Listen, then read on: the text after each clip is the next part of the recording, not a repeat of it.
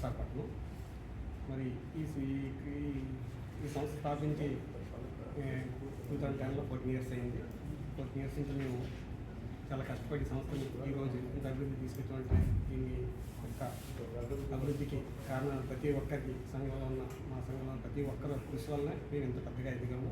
ఈ అసోసియేషన్ ఈరోజు ఇంత మంచి ప్రమాణ స్వీకారం చేయగలుగుతున్నామంటే వాళ్ళందరి యొక్క కృషి ఇంట్లో ఉన్నది.